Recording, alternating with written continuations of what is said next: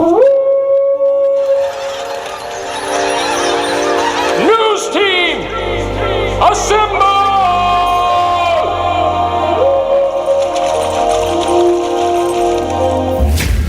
It's back and bigger than ever. It's the unofficial 40 from Soonerscoop.com.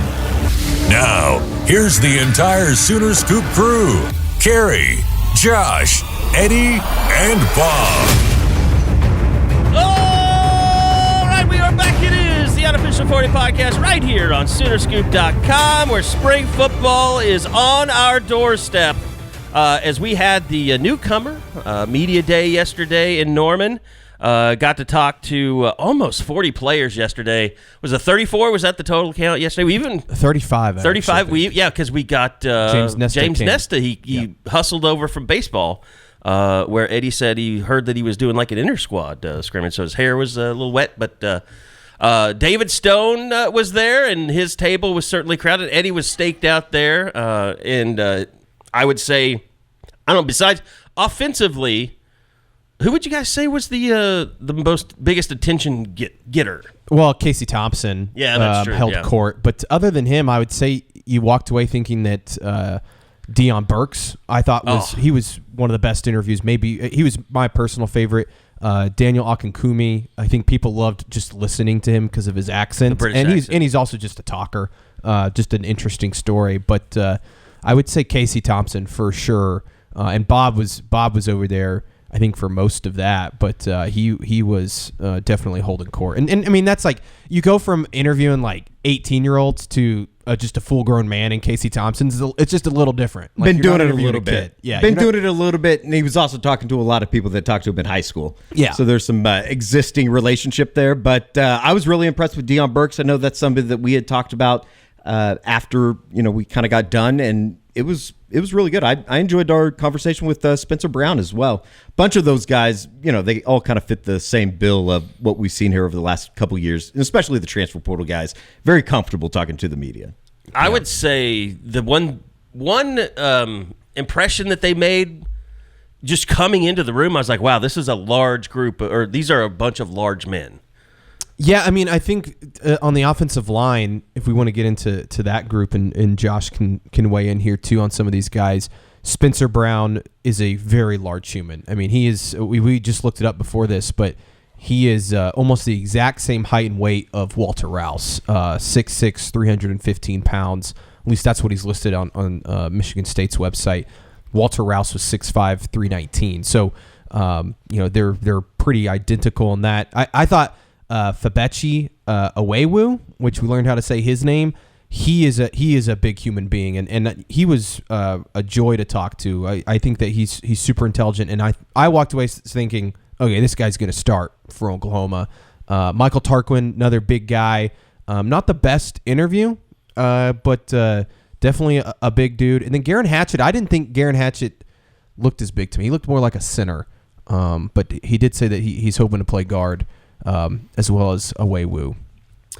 Man, George, no foreplay. Thanks, man. You just took us right into the heart of Hey, you asked. Everything. You asked. I could break down every player. You try to into those things. Look, you don't know.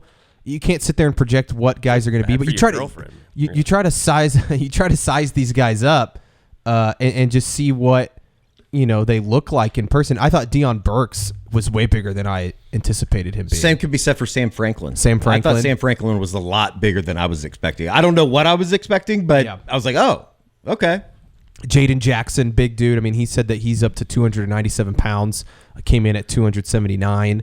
So he's already up, what is that, 28 pounds. So Jaden Jackson and David Stone obviously held court yesterday, but I continue to think that there's something there in Nigel Smith that he's flying under the radar, if you will. And I don't know if he's going to be a guy necessarily that sees the field a whole lot next year because the end situation for Oklahoma seems to be pretty healthy.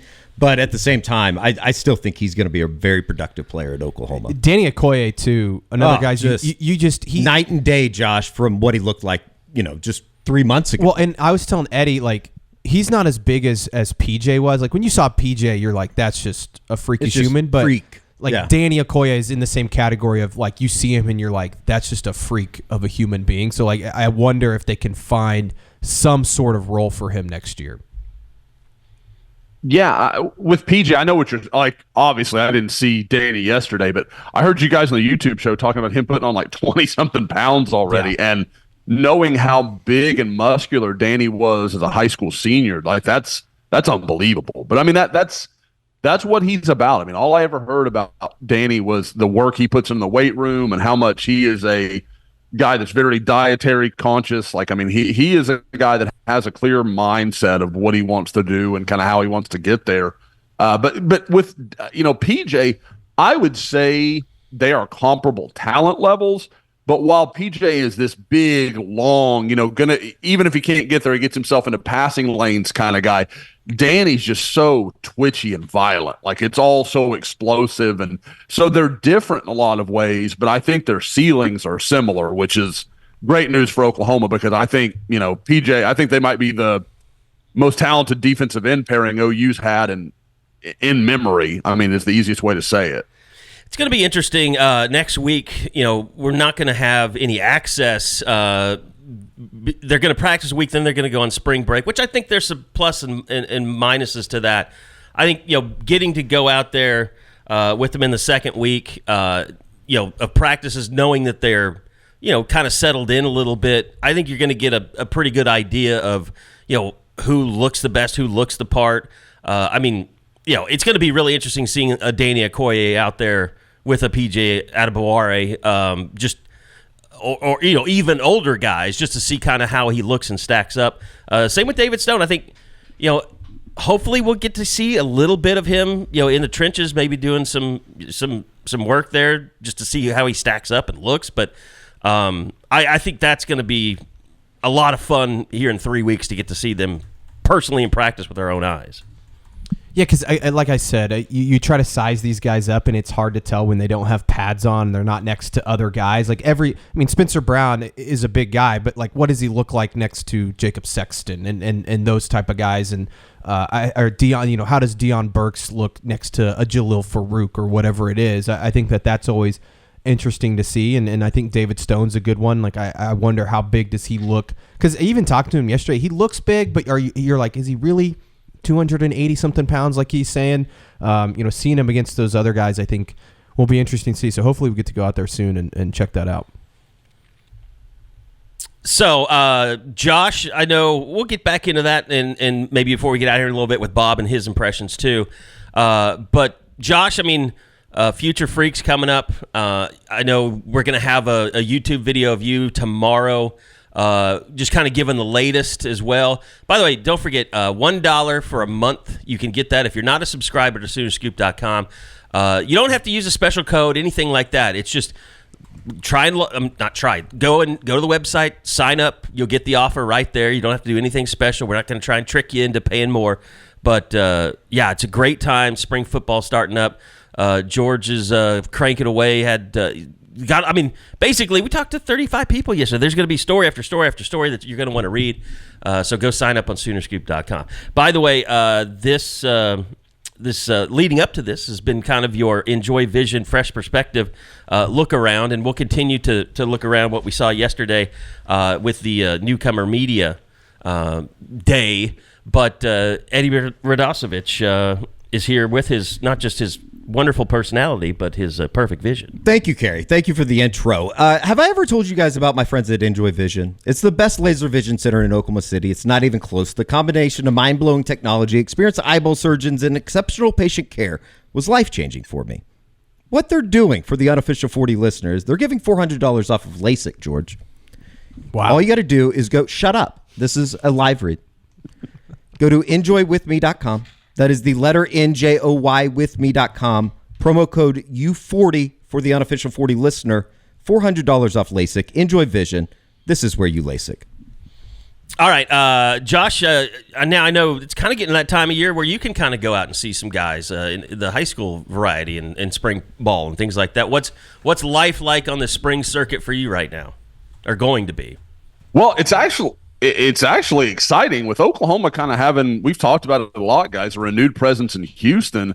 I don't have to get wildly out of, my area. I don't have to leave any area codes or anything like that to see, 6, 7 guys that could very viably end up in Oklahoma's 2025 class. And then you move into the younger guys, the Isaiah Williams, for example, of one guy that will be at Future Freaks this weekend. So there's a lot to see in Houston. Dallas, obviously, as always, going to try to get up there and see the Ty Haywoods and the Michael Fasusis. And we've got a big camp coming up this weekend that Eddie and I will be at. So it is. I mean, it's getting to be that time. Now, we're not quite in spring practice mode yet, just like anybody else. But there is, you've got a lot of off-season work being done. In Texas, that's football really is. It's a year-round commitment, even at the high school level. So, but yeah, like I said, going to go get a chance to see Ryan Foje. First time to see him since kind of mid-season last year. And just anxious to kind of, like I said, get out and get a look and start seeing these guys as they start to prepare for their senior years. And you get a better feel for the players that both may end up at Oklahoma and kind of who will and who won't, as well as, what they're going to look like when they get there. I'm curious because, you mentioned this on the recruiting report earlier this week. Check it out on YouTube. That there'd been a lot of, recruiting prediction machine, what we call those? Predictions. RPMs. Yeah, RPMs. A lot of RPMs made. And it's something that, the network is trying to say, hey, let's make some predictions. And I do think it has gotten to that point where everybody just waits until they know for 100% certain that somebody's going to commit or they've heard they've committed. So they're not wrong, but it's kind of like the purpose of those is to do it far out. Like, hey, this doesn't mean this guy's going to commit immediately, but I'm making a selection for this kid to choose Texas or Oklahoma. Like, that's the spirit of it. But we all know how it goes. If you are wrong on something or you don't have, if you have like a 90% versus a 90, like people come after you and like fans make it a competition and things like that. But I mean, I really do like that On Three is basically like, let's make some predictions. Let's put some stuff in the system. You tell people why, you feel that way, because that's really what it should be. And I know, Josh, your life is kind of, people do trust you, and they do feel like when you make a prediction, like, oh, that's where the kid's going to go.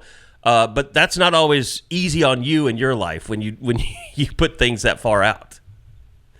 I mean, it's either the commits getting mad at you, or the staff's being mad, or whatever. Well, and I told you, guys, that I with some recent predictions, I had heard from some different coaching staffs, and I had one that was upset, and then I had another coach that I spoke with that was more like, well, this prediction that's not going our way, what's that about? They want to know, like, is there some insight there that we don't know about? I mean, that's It's interesting the responses you get, and I think it's also can be telling from the kids. How did they respond to that? How because some guys, it'll kind of push them back from the table a little bit. Maybe they were ready to announce something, or maybe they were, pondering that possibility of going public with something. And they'll kind of say, okay, maybe I'm not ready for all that. I want it to be more of a surprise or catch people off guard, or, however you want to look at that. And then some guys, I know one of, I would say one of the predictions I put in over the past month or so, actually got in touch with someone who was like, hey, do you see that prediction go in for me to OU? So there's very different responses from guys, and like I said, you can read into that a little bit and kind of see it can be indicative. Like I feel like it's the tail wagging the dog a little bit, because like you're referencing, I hate making picks if I'm not pretty confident in what's happening there. But like you said, On Three asked us to make some new ones. We put in 3 this week. For those not following, Marcus Wimberly, the safety from Arkansas, another safety from Arkansas, coincidentally enough, of Marion Robinson, and then the big 5-star offensive lineman Ty Haywood from Denton Ryan, that I think Oklahoma is I feel even better about that prediction, frankly, since making it. Well, and I mean, Josh, you and I go back to the days when you would actually, if someone didn't publicly announce a commitment and you still went and said, this kid has committed when he hasn't done it publicly. Like, think about those days when that existed, that actually happened.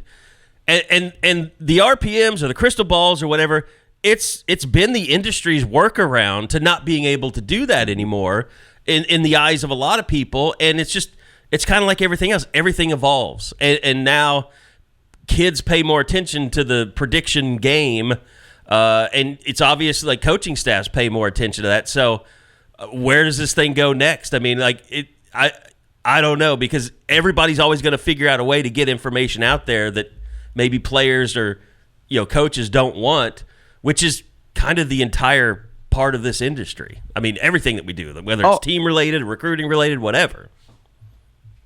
For me, that's easily the balance. Trying to do enough to where our customers, our readers feel like they're getting their worthwhile value out of the subscription, but at the same time not burning a source and putting him in a weird spot. So there's a fine line you have to walk there. But you're right, Kerry, because the guy I always think back to when we have these conversations is that the day that Joseph Abilioye committed at OU's camp, and we knew he'd committed. We talked to we had sources that were like, he's committed, and they want us to run the story, put it out there, and Joseph's not ready for it to go public. And so you're having to juggle that thing. And, then I can go farther back and remember Chris Patterson, who walks up to me and had committed to OU. And it was back in the days when practices were open. And he just walks over and he's like, hey, you're the guy. And at the time, we were with a different company. He's like, with them. And he remembered me. I've said it before. Remember me because of the tattoo on my leg. And he's like, I just committed to OU. And I'm like, you care if I report it? And he's like, nah, break it. And so that was how we broke that news, is just because he remembered me. And it's changed. I mean, these kids very rarely anymore will come out and tell you, hey, I'm committing on X day, keep it under your hat. They'll hint at you, they'll give you some heads up, but it's very rarely clearly put into words like it used to be. Well, and that's the thing too. I mean, it's always been about relationships, and for the most part, kids have been like, hey, I'll do the interview before I announce so you can have it. Is that drying up even more? I think that has gotten to become so normalized that kids, that doesn't bother them. Like, I remember I used to have to, like, I can remember having guys that were going to commit, and I had to talk to like mom and dad. And I'm like, it's okay. Like, this is going to be fine. We do this all the time, yada, yada. And now I think these guys know the drill, and they know, and especially, these guys that come from the major programs or major recruiting areas, they're like, man, if this guy pisses me off or messes with me, I'm going to talk to my 7-on-7 guy. I'm going to talk to my head coach at St. John Bosco or Jinx or, Dallas or Duncanville, whatever it may be. And you're not going to get to hear from those kids again. So there's just no reason to do that. I can only think of one example where a reporter really burned a kid on something like that in recent memory, and as evidence for people that are like, oh, you guys can't pander to these guys. This guy's no longer in the business, so that kind of, you really do have to make sure you're not, because I mean, how do you defend yourself? I kind of screwed over a 17-year-old. That's a pretty hard leg to stand on as a grown man. Well, but then it gets into the thing we went through with like Danny Stutzman, during the year where he, was sure he was going to go to the NFL, and then he changed his mind. He came back. I hate when it trickles up into something. And there was I even remember something on the board, somebody like accusing us of ruining someone's moment recently, and it was for the most random. It was Danny Stutzman. No. It was something recent, like in the last couple of weeks. It was just something really minor. I have no idea what you're talking about. It was just a thread. It didn't like. Was it Bob asking Porter about DePaul? I mean, was he ruining Porter's moment? Is that the deal? Massive laugh from Bob in the other room just now. I mean, that's a whole discussion we don't need to have. But no, I mean, the change is the way that it's gone. It's been kind of interesting, and I think you summed it up nicely. Like, you keep that relationship by not ruining a kid's moment, and then when the time comes, he trusts you to, let you write the article before he announces, so you have it ready to go. Just future freaks. I know you're going to have the YouTube update, but how much is changing there? How much information's kind of flowing around? Quite a bit, actually. We've talked a lot. I think I've got it at 31 current visitors, which for Oklahoma, that's a really big weekend. That has not been their norm. They've usually operated more between like 15 and 25. So that's a pretty big one. we talked about it in the recruiting report on Tuesday. Obviously one of the more fun names for those that haven't picked up on it, Nelson Peterson, the younger half brother of Adrian Peterson, is going to be there on campus and is going to be, to my knowledge, the lone quarterback that will be in this weekend. But Oklahoma's added several guys. I look over the list, like I said, of 31. I would say 20 to 25. So just kind of eyeballing it here a little bit.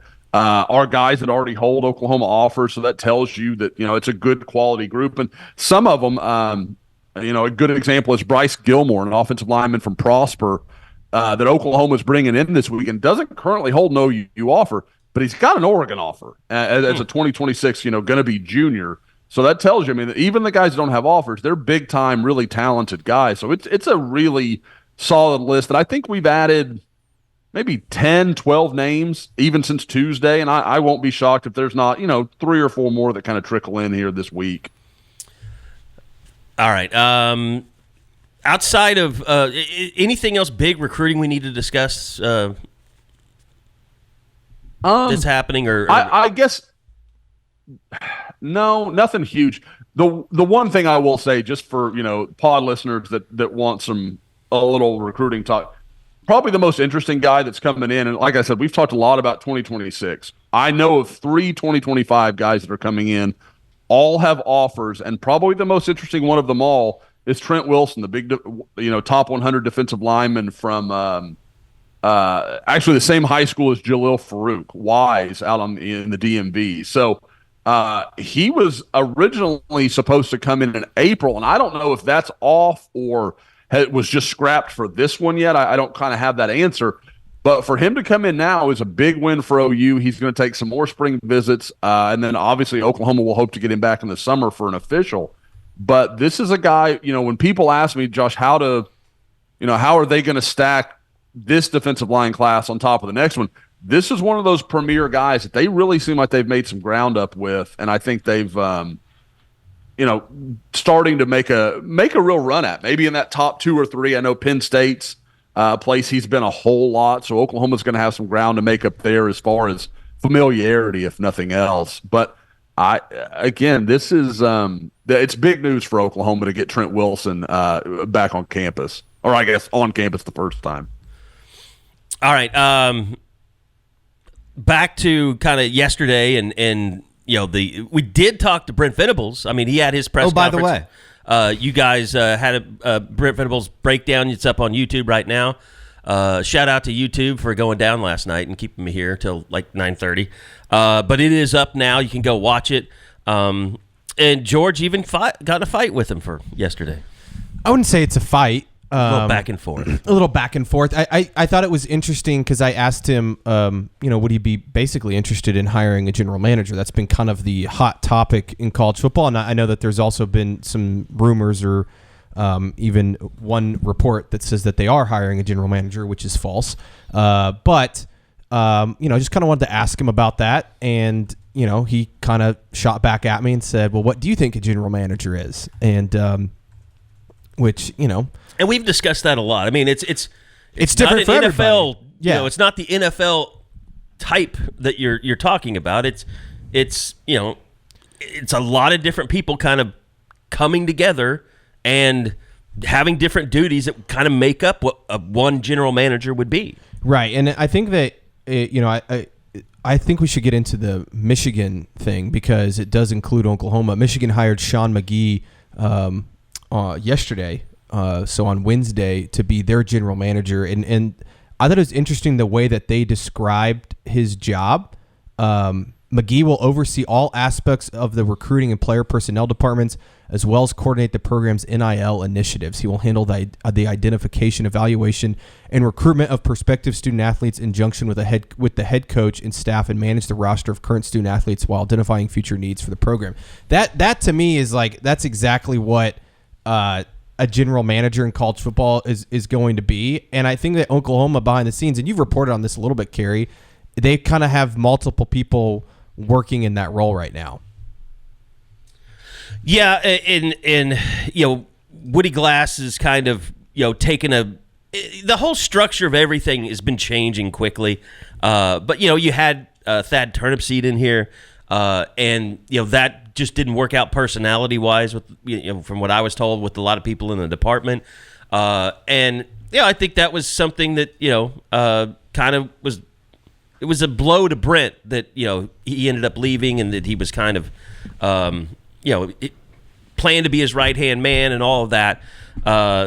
And so then Woody kind of came in and took the reins of the guy up in charge. And he's currently the chief of staff. Yeah, he's the chief of staff. So he was kind of his administrative assistant when he started out. Yeah. And for people that know, Woody's has run a successful law firm for years in Norman. So he's understands business and all the things that you would want a chief of staff to, I don't know, be competent. Yeah, I think he's proven that he's competent in his business life. And then the Curtis Lofton stuff, the Soul Mission and all that, it's all really fully integrated. I mean, the Soul Mission is not just about setting up micro internships and things like that. It's also working with players and just one-on-one, and it's kind of what you would think, like keeping people from getting disgruntled and transferring. Correct. I think that's a lot of Curtis's job, is talking to current players on roster and maybe even prospective students about why they should come to Oklahoma or stay at Oklahoma. And do you think that Brent, like, a lot of those characteristics or whatever of a job sounds very much similar to what the Soul Mission is? It is. Do you think Brent feels like they aren't getting enough credit for like almost developing, and kind of what he talked to you about, George, developing this, whatever you want to call it, conglomeration or whatever, and like that's what that has been for a while now. Exactly. And I think that was his point to me when he said, well, what do you think a general manager is? I think by him saying that, he's like, we already have that in place. It may not be the title general manager like some of these other programs are doing, but we already have a staff and a personnel in place that's doing what you're talking about. I mean, you read Woody Glass's job description online on his website on Soonersports.com, and it's very similar to what I just read about what Michigan's doing. And then you go and you look at what Curtis Lofton's doing, and he's doing a lot of it. So I think it's a tag team type effort. I think Curtis Lofton and Woody are obviously kind of spearheading this thing right now.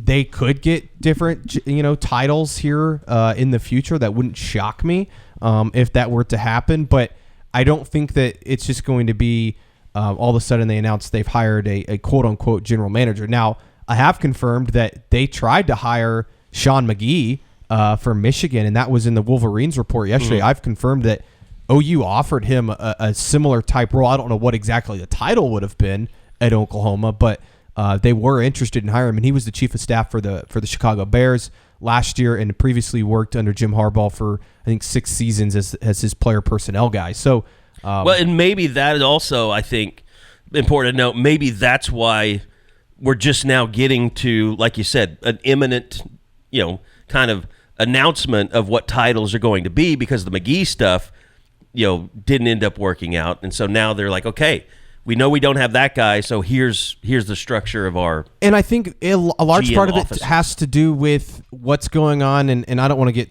into all the lawsuit stuff, but the Tennessee and Virginia lawsuit with the NCAA plays a role in this, because that is basically, they're fighting, saying that coaches and employees of the university should be allowed to help negotiate NIL contracts, and that's been put on pause by the NCAA. And so I wonder if the Sean McGee announcement is kind of on the heels of what happened, in the NCAA. So, and if that changes, and I do think the NCAA is going to lose that lawsuit, then all of a sudden you can say you have a general manager who is in charge of negotiating those type of contracts. Well, and I think Michigan and Oklahoma, I know they both work with Altius Partners, and it just seems like that they were developing that plan, kind of like, the way that everything is structured. Like when you have a television show, or you see, things in the stadium during game day, whether it's advertisement or whatever. That's done by a group called Sooner Sports Properties, which is Learfield, which, that is separate from the university, but you would not know it. Like you would think it's all the same thing, but it's Learfield and it's the athletic department being separate entities. Like, they're the ones who will go out and hire, like, Gabe and Teddy, and they're the ones who hire, technically, Toby Rowland to be the broadcast, and Chris Plank and all that. So I think Altius had this plan to set up, okay, we have an NIL wing now. It's actually Altius, but it's integrated with the university, so that way these people can negotiate NIL deals with players and high school kids or whatever, so the university doesn't technically, break NCAA rules. Correct. And the bottom line is Oklahoma's just trying to navigate this basically in a way so they don't get an NCAA violation. Yeah. And also... Which there may not be. That rule might not exist for much longer. Exactly. And I think that Oklahoma, like Brent said in his quote, they've restructured and reorganized over the last 16 months now. I mean, this is not something that's new. It just he had not publicly really talked about it, and there's been a lot of, like I said, kind of false reporting out there on certain things about who's got what title. I wouldn't get caught up in what title these guys have. They're working on these things behind the scenes. Now there was not a lot of nuts and bolts talk yesterday, and a big part of that there wasn't able to be because there's a lot of dumb questions. You haven't talked to Brent since the Alamo Bowl, so correct. And there was a lot of dumb questions yesterday. Yeah. You just wanted a segment just to attack people? No, there was a lot of questions that I thought we didn't get answered because we're asking very broad things like, what do you want to see from the mid-year enrollees? Yeah, and it's like, okay, like what you want them to like stand up there for 10 minutes and just? I'm sorry. We should have like a voting system like during. I've always thought this. We should have like a voting system during the press conference to like, buzz people if so many people thought that was a bad question. My dad said that they should just limit it to 5 people. There should just be 5 people allowed at the press conference. So you're a communist. Maybe my dad's a communist. No, but other things that did, pique your interest, guys. Eddie's not talking a lot, so we'll go to Eddie right now. Harrington. That is big news. I don't know that I'm not talking. I just have nothing to say on the general manager stuff. I don't know. The general manager stuff is because at the end of the day, nobody gives a fuck as long as they win football games. Correct. That's the nuts and bolts. That's the true story. Then why are we here? That's a good question. Sometimes, but seriously, I think that there are a lot of people that are interested in that. I just think that it's just not you. Fact, for sure. But at the end of the day, they just care about winning football games, do they not? That's what everybody wants to know is, are they going to win football games? Yeah, but Eddie, in the SEC? We have to sit here and look. It's not Scoopers, really. I'm not shitting on it. Listen to me for a second. We have to sit here and it's not the Scoopers necessarily. It's not on the message, but like go look at the YouTube comments, man. I think they're the dumbest people in the world. I know, but that's. Anyway, what I'm getting at is there's a lot of fans out there that still think this is about paying players, not paying players enough money. I just don't think that those people have been. And I understand where Eddie's coming from because I'm tired of talking about it to an extent. But the whole offseason has been NIL and why isn't OU doing this and why don't they have a general manager? Which is a complete fabrication, though. Right, and that's what we've been saying that for a while. That's what the whole story was about. And look, George and I, we both try not to talk about this stuff all that much. Like, you need it in small doses because no one wants to hear about this crap constantly. It's just like with the NIL stuff. But at the same time, I wish the fan base would just open up their minds a little bit and be educated on what's going on because, turning it into, well, OU's cheap, that's way too simplistic and it's just people being pissed off. You got to admit, this fan base has been in a bit of a funk during the offseason. Yeah. Missouri and Ole Miss has put them there. Sure, but at the same time, I think that Green thing. We often get caught up in, whether it be message board or social media. Like, I think that is so far, like, removed from the actual fan base as a whole. Yeah. It's so drastic that I think we do get caught up in it sometimes. Let's just talk about the football team though, because I am tired of talking about. Yeah, no, we did get some good information. Justin Harrington, he's gonna miss spring, but he did get his 7th year. Huge news. That's great. Why did it take so long? That's the only question that I have. Because it's the NCAA and they're just a bunch of idiots. But Andrell Anthony sounds like he's recovering well. He's going to miss the spring. Let's go into that real quick. Who is missing the spring, according to Brent yesterday? Andrell Anthony, Justin Harrington, Casey Thompson. And I think... And we already knew about Gentry Williams. Yeah. I think Deshaun McCullough might be a little limited. Sure. There's a couple guys, too. I think... Hatchett was in a boot yesterday. I don't know if you guys saw that. I didn't even notice that. Yeah, Jake Roberts been walking around in a boot as well. He at least had a boot on at the basketball game. He didn't have one on yesterday, but when we were leaving, I saw him leaving the facility. He had a boot on. I don't think it was anything major. Yeah. But I don't think there's anyone else that... I mean, there might be some guys that are limited, of course, but sure. I don't think there's anybody else that is just flat out missing the spring that we know of. You know what? Here's one thing that I found interesting talking to Daniel Akinkumi yesterday. He was asked about, and I don't know all that. Josh, I don't know how much you know about the NFL Academy and exactly what they do there and the training that goes on. But he was asked about, like, every incoming freshman is, ooh, what about Jerry Schmidt? What's that like? And Daniel was just like, that's kind of the stuff we've been doing at the NFL Academy. Like, it's not really that. Give big us of a British accent when quoting. It would be, I don't want to. I get it enough for my redneck accent. I don't want to go British. But Josh, I mean, do you have any insight into kind of what that is? I mean, have you talked to him about, what he does there?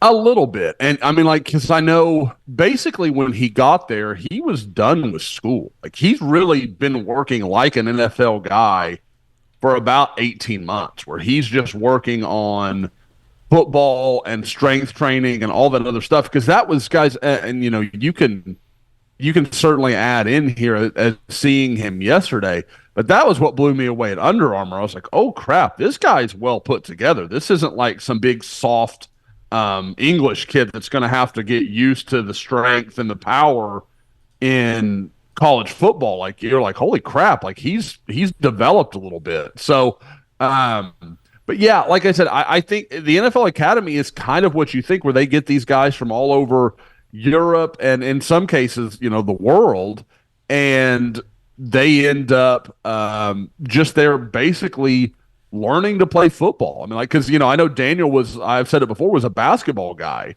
and they were kind of like, why don't you give football a try? Let's see how this could work out for you. And, he obviously took to it very quickly. So, but yeah, it is not like an IMG type setup from what I understand. Like, it has a lot of the football component of IMG, but you're not doing the same coursework and some of that from what I understand. The other freshman offensive lineman that looked like he could play tomorrow is Eugene Brooks. That's a big dude. I think George has a little crush. I do. He looks like a monster. And like, just talking to him for a few minutes, like he is Bill Beatonbow's guy. I mean, like, he definitely sounds like somebody that is going to enjoy playing for Bill Beatonbow, and Bill Beatonbow's going to enjoy coaching. Did you either of you talk to Josh Iasosa yesterday? No. He was sitting right by I did for Brooks. I think maybe a minute. Because it just hit me, like, I thought the most interesting thing when we had him on for the signing day thing is he was talking about, that he's going to surprise people because he's never going to give up. He's going to do whatever it takes to be the best. Probably would have been. Now I'm thinking back, I wish I could have gone over there and asked him, like, you said that. What do you feel like after 6 weeks for Smitty or whatever it's been? Yeah, I mean, I just looking at him and Autry yesterday, I just don't I think eventually those two could maybe end up panning out for OU. And Autry especially, I think, has some really good athleticism. They're just not there size wise, I don't think, yet. I mean, whereas Eugene Brooks and Daniel Akinkumi, they just looked bigger and more well put together right now, and that can change. But I mean, I would not be shocked at all if Eugene Brooks ends up playing quite a bit next year for OU. Well, no, but we've seen that. I mean, like, we've seen that Josh Iasosa has, ways to go just from his film in high school, and Josh talking about him and all that. So I'm just, like you said, it's about development with him more than anything. Another guy with a lot of basketball background. So, yeah. I mean, there's good feet, a lot to work with. And Josh is bigger than you think he is once you're next to him. But he's to me, he and and I was talking about this with George beforehand. I always kind of forget Isaiah because he committed so early, Isaiah Autry. But I would say those two are the very developmental pieces. They haven't played a lot of football, and they certainly haven't played at the level that OU needs them to play at. So I think they need a little time. But, I mean, there's talent there. I mean, Autry, it's hard to argue that Bill has had a good level of success with big-bodied offensive linemen that needed to have a little time to develop their strength once they got to campus. Another guy on the defensive side, Des Malone. I mean, I know Eddie and I sat over there for a bit and talked to him. He is an impressive-looking dude. I mean, he's every bit of 6'3", 200 pounds. Little bit of Justin Harrington. Yeah. Maybe it was the longer hair, the braids, but he reminded me a lot of him physically. Yeah, he definitely looks like somebody that could help them. I thought Jocelyn Alaska looked good too. Yeah, he just looks like an athlete. The entire cornerback position is just, it's fascinating when you start thinking about all these guys and only two of them are usually going to be on the field together. Yeah. And you have two guys that are coming back as kind of incumbent starters in Woody Washington and Gentry. That room's loaded with talent, I think. I mean, Jacoby Johnson, we've talked a lot about him. But sure. Just seeing Des Malone, I think I wouldn't say he's forgotten about of the transfer group, but like he's just not as talked about because people just already assume they already know who they're going to start at corner. Yeah. I wouldn't be surprised if Des Malone plays quite a bit next year. I thought Kenai Walker was playing pretty well at the end of the year. Yeah, and he's a guy that they're going to have some decisions at corner. They've got a lot of good talent and a lot of young guys that you'd like to see more of. The one-on-ones between the cornerbacks and wide receivers should be quite fun. And just talking to Deion Burks and kind of the hype that surrounded him and everything that came out of yesterday, it should be a rather interesting spring for all of those guys. Did you kind of think that it was almost like Brent issuing a challenge yesterday by listing off all those wide receivers? Because like he made that receiver room sound like the best receiver room that has ever existed. It's going to be. I think it has a chance to be pretty good. I think it's going to be interesting to see who's kind of working in the slot. I mean, Burks told me yesterday he wants to play in the slot. That's where he sees himself playing. And I mean, his quote was, "I came to Oklahoma because I want to do what Drake Stoops did." And if you can replicate what Drake Stoops did, then you're going to be pretty good. And all of a sudden, Jaden Gibson, it sounded like he had a great winter. I think Brent was raving about him, saying that he never lost a winter workout. You got Nick Anderson coming back. Brennan Thompson sounds like he's recovered well. I know that he's kind of banged up most of last year, but it should be a really, really good group. Brennan Thompson was like the definition of a guy that flashed. Yeah. Every play that he made seemed to be a big, massive every time play. he was in the game, like they weren't even. It was like he'd get exactly. He would get 3 snaps a game and he'd catch like an 80-yard pass every time he got in the game. But it sounded like Farouk's doing really well. I know a lot of fans are tired of Farouk. Yeah, he sounds said like it's his best version. And how much of that is coach speak? He's going to support the guy that came back for another year, and how much of it is reality that he's going to turn the corner? Well, yeah, let's not forget that Brent is also the one that told us that Gavin Freeman, and I don't want to shit on Gavin Freeman, but he did tell us Gavin Freeman was like the best player on the team all off season, and then it was. I think it was just that he's had an incredible off season. Can't wait to. And it got the hopes built. I mean, he said he said that Gavin was making the most plays in practice, and I just never got to the field. And maybe it was because he didn't get to see the field as much. Maybe he was just tearing them up on second or third team. But I will say this: there's not a kid on that team that you should root for more to be successul. Yeah, he's just a fantastic person. I love Gavin. He's awesome. And I do think he has a lot of ability. I think they just misplayed him at times last year. And I think Burks is going to be a factor in the return game. I think I would not be shocked if he's either returning kicks or punts next year. All right. I think it's time to bring Bob Przybylo in. Appreciate it, George. Get into... Sorry for talking about general managers. No, don't apologize. Do not apologize. I'm not saying it's a bad thing. I just had nothing to add. Don't let Eddie Brown I got attacked for not speaking on something I don't know about. Just to bridge the gap on the Brennan Thompson thing, Brennan Thompson didn't even have to have the ball thrown to him to flash. Like, he just had to run flat out, and you're like, holy crap. Like, that's... You knew, like... You could run a vertical to him every single snap and have a chance of a big play. Well, here's the thing. The biggest Brennan Thompson fan here, he did drop 4th down in Bedlam. Bring in the heat right off the bat. Bob Przybylo, ladies and gentlemen. Sorry. I will say this: now hates Brendan Thompson. the thing that I think I'm most excited about with all the receivers, and Dylan Gabriel's our guy. No shitting on him, but when you look at the arm talent of Jackson Arnold versus Dylan Gabriel, like Jackson has that ability to kind of drop it in the bucket 40, 50 yards downfield, whereas Dylan's his stuff was more on a flatter line. So the reason I'm saying that is when you do the whole drop it in the bucket, you're giving a receiver more ability to adjust to the ball that is thrown. Well, you saw it in the third quarter of the bowl game with the bomb to Thompson. Yeah, exactly. I think I was coming out. I missed that. Like, Did you? I got down on the field, and I think Eddie got blocked off by somebody. Was that Not the on play? No. That wasn't on the Brendan Thompson. That was another touchdown then. But I sat down, and it was like I got out there, and as soon as I come out of the tunnel, OU has scored 7. And I'm like, what the hell just happened? And so, anyway, no, I think that Andrell Anthony, I mean, he was a great threat with Dylan Gabriel, like their stuff matching. I just think Brendan Thompson's going to be a guy that matches up with Jackson Arnold really, really well. All right, so Bob, give you a chance. You talked to a lot of different people or people at different times yesterday. What were kind of your standout impressions of the Newcomer Media Day yesterday? Just love talking to the transfers. Just get into their head as to what was going through their mind when they decided to enter the portal.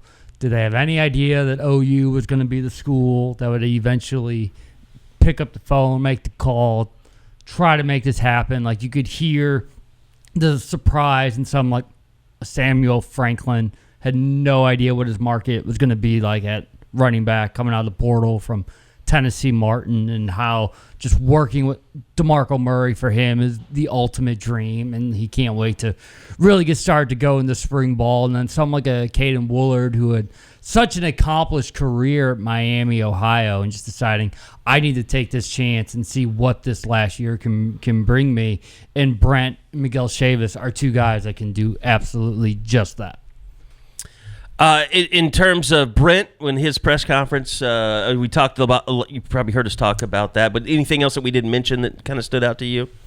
No, I mean, yeah, we didn't get a lot of nuts and bolts. As I even mentioned to you guys, Javante Barnes, like the running back room, like it was tough just because you this is a time where you want to go big picture, but there's also some, the nuts and bolts housekeeping stuff that you've got to figure out, and I'm still that'll be one of my goals. Position, yes, my goals in spring will be what the heck happened Javante Barnes in 2023. It's kind of tough to talk about all the position stuff too when they haven't even gotten onto the field. Like it's tough to talk to who was I think it was maybe Deion Burks, and is like, we haven't even really done a whole lot of one-on-one stuff with these guys, let alone be able to talk about some of the guys across the ball from me.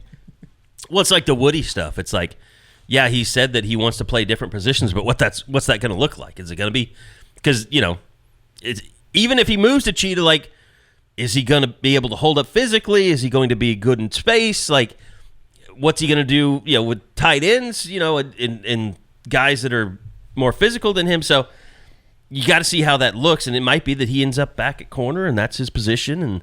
But the great thing about spring is it gives you a chance to experiment. Oh yeah. And we actually never even asked Brent that. Are there guys that they are seriously going to change thinking position or something? About changing positions, and not necessarily offense and defense, but just what their role is on that particular side of the ball, and see if there's a better way to use them. All right, so onto the portion. Eddie didn't care about some of the content earlier. Now we know Josh won't. Now we know Josh is out, and now me and Eddie, let's take over college basketball. By the way, I am proud to report that we had. I'm trying to see here. We did have a hoops report that broke like almost 1,500 on YouTube views. Thanks to Javion. You're gonna hit one of the all-time bedlam shots, and everyone was feeling good, and it was just so weird coming out of Lloyd Noble Saturday night after a 2-point loss to the number 1 ranked team in the country, knowing full well that the fans weren't going to show up Tuesday. That was crazy. I mean, just looking at Eddie's highlights when guys were shooting free throws, it was embarrassing. It was bad. It's embarrassing. So, go ahead. This idea with the some of the fan base, we've had this conversation on the message board this morning, that it wasn't a big deal that Oklahoma got to 20 wins. It's not a big deal that they seemingly have punched a ticket into the NCAA tournament.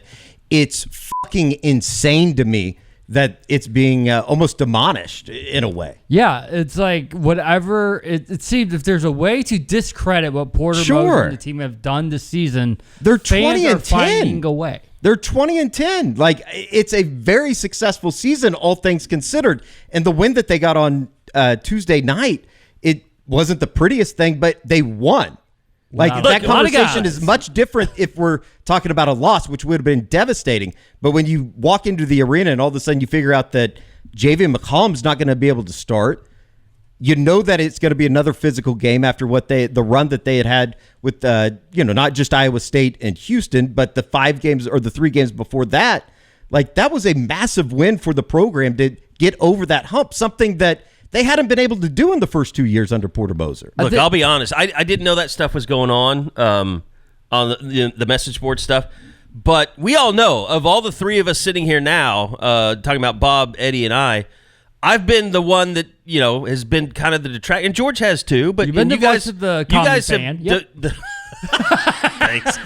But you two have defended, like, this is college basketball this year. The Houston game shows exactly why I no longer have a problem with this team. Yep. Because when the problem I had was not showing up for Texas at home, when it was clearly a huge, one of the bigger games that the LNC had seen in they years. showed up for 30 minutes. Yeah, true. And then the Kansas game and just every big game. I mean, they did the Kansas game. They stopped the bleeding with BYU. The ultimate bad break with McCullough coming back and you losing Suarez and Hughley at the exact same time. And I think that OU, they might have won the game with Suarez. But again, my point being, the Houston game showed me that this team has some heart. It has some grit. Exactly. And then the Cincinnati game did the same thing. I mean, they could have easily gotten blown out of that game without McCollum, without Hughley, and they've had to rely on guys that hadn't even played all year. I think George gets this the most on social media. People say, "Oh, OU basketball is supposed to be this dominant program," and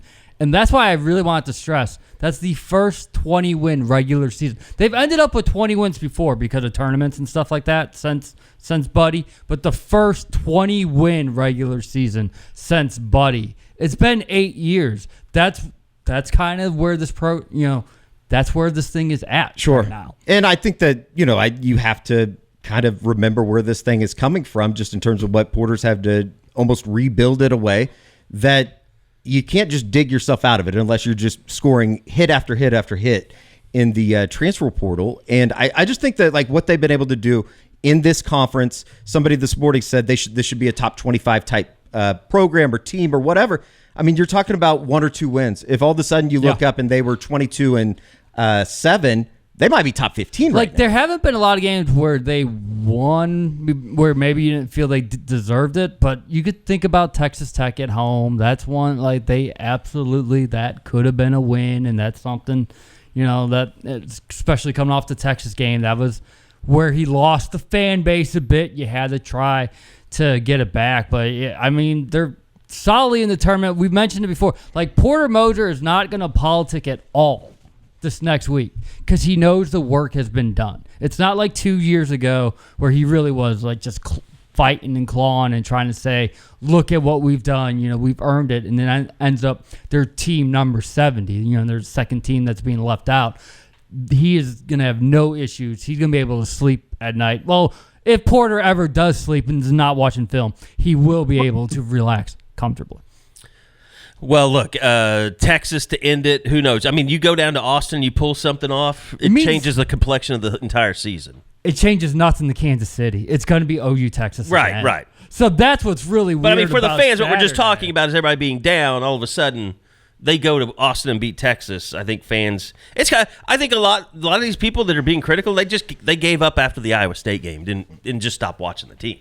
And that's fine. And that was a terrible game to watch. So I don't exactly blame you. That's not exactly a world to live in. This isn't football where you lose a game and all of a sudden the season's over. Because the Cougars, they just went through it in Ames. They didn't score after the final media timeout last night. They had 3 turnovers, a brick 3, and I joked with you. I was like, just imagine if we had to see this from OU, the hate that would be coming our way about how Porter Moser closed out that game. When you go 6 for 15 in the first half, it makes life a little bit easier from 3.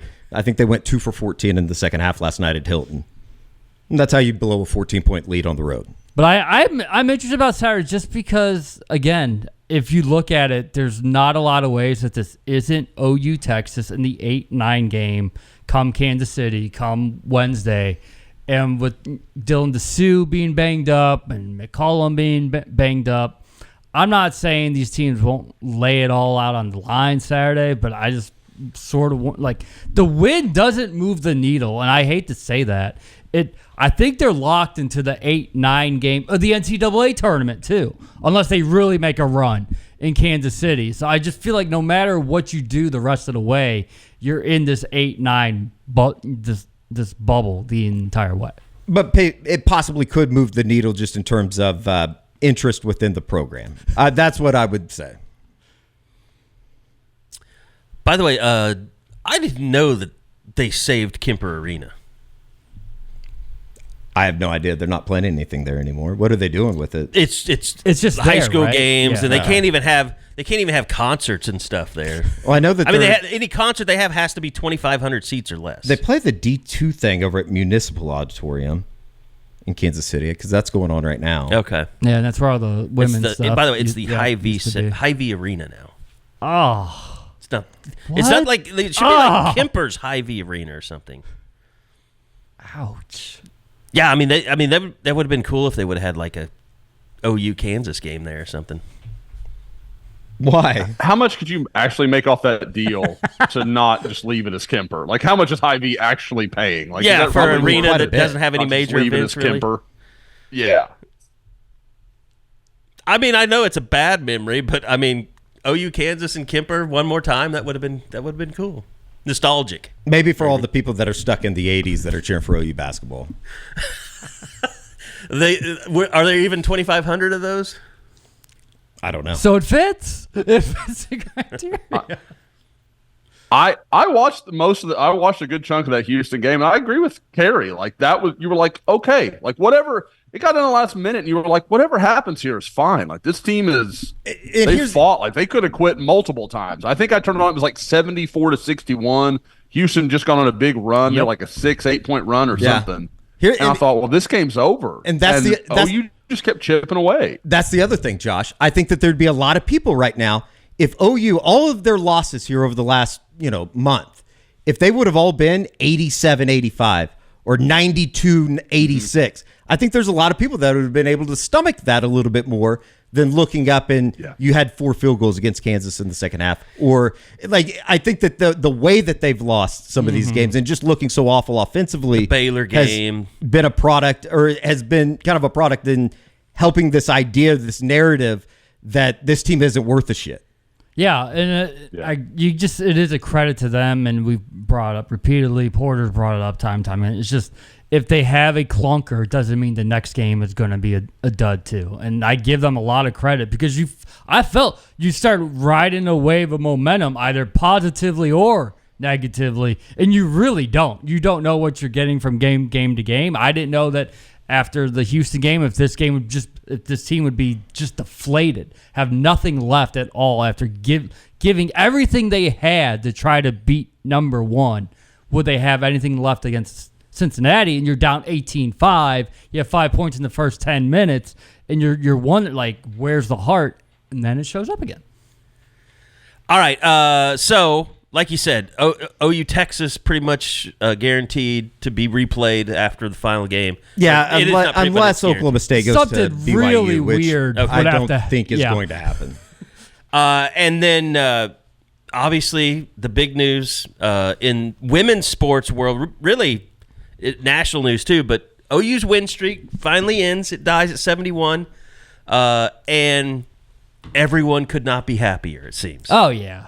I mean, yeah, it's within the program. You could hear him always say that it didn't matter, but you had Patty allude to it Tuesday. It's like it's just always looming. It's just always there, lurking, letting us know what this winning streak is. And now it's time to reset. It's time to breathe. And maybe with Big 12 play starting, that helps you a lot quicker in terms of trying to get focused again. It certainly seems like she's tired of getting asked about it.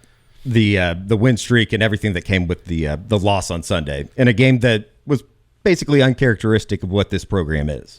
It definitely was, especially when you look at the defense and all the errors. They were charged with 3. I know us just sitting around thought there could have been 5 or 6, just kind of up to the scores people there. But they were charged with 3, which is the most they've had in almost 3 years. So you know how strange that feeling was. And, of course, one of those stranger things was it was the seniors who didn't look with it. It wasn't the freshmen folding under the pressure. It was the seniors who just had a very rare off day. Just being at the ballpark, watching just the gameplay of it all, anything feel different than a game at Marita Hines? You got to go with what Patty has said with the noise. Just because it is twice, 3 times the capacity of what you're used to on every weekend series. Like all of a sudden, you're dealing with like 1,500 to 2,000, and now more than 4,200 per game, and it's an adjustment. They'll make it. They'll be just fine. But I think we were all just sort of soaking it all in and trying to know, okay, how do you adjust from here to where you got to go rest of the way? What was the OU Texas series at 8,900? 8,900. Yeah, okay. Yep. And that was the biggest regular season crowd ever, right?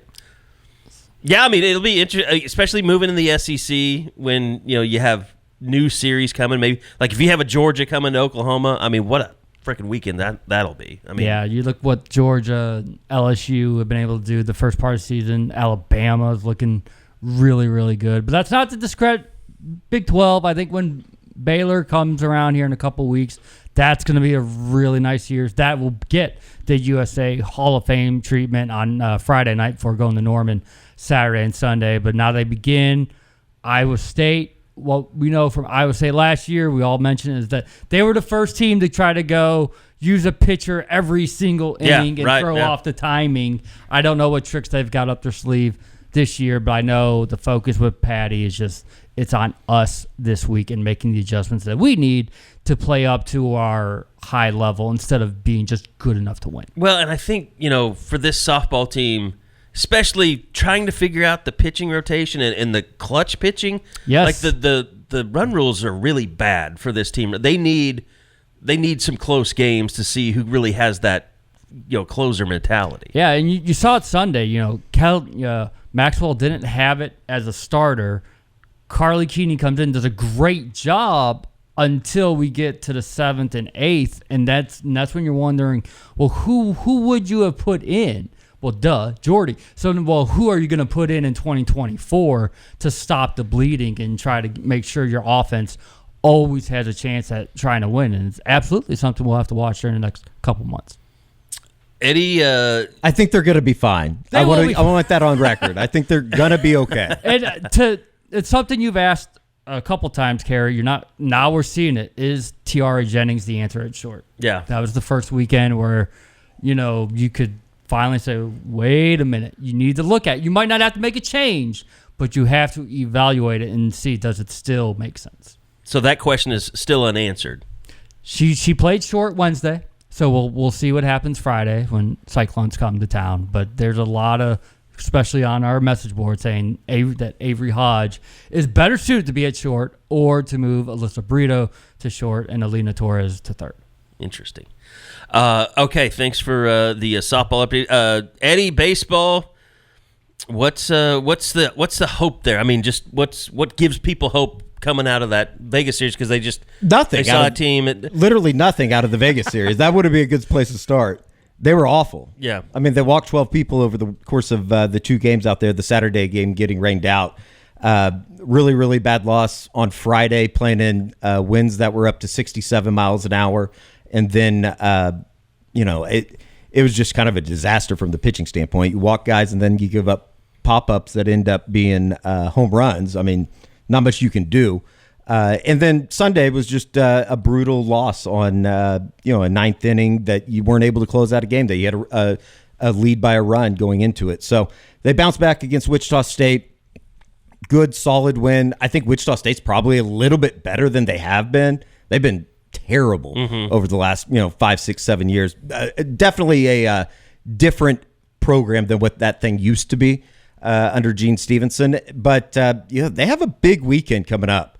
The games in Norman this weekend against Central Florida, they're massive. And I think that it's different because Big 12 starting so early this year for the baseball guys. And same with softball. And same with softball because of the added teams. But at the same time, I think that this Central Florida team's pretty good. They just knocked off Florida on Wednesday night, the number 4 team in the country. I think they're off to like a 9-1 start. So we'll see. There's not a whole lot to be known about Central Florida, but I would imagine it's a pretty good baseball team, especially off of what they did on Wednesday night. And I think that it would be very, very important for Oklahoma to come bounce back, take 2 or 3, get on the right foot going into conference play.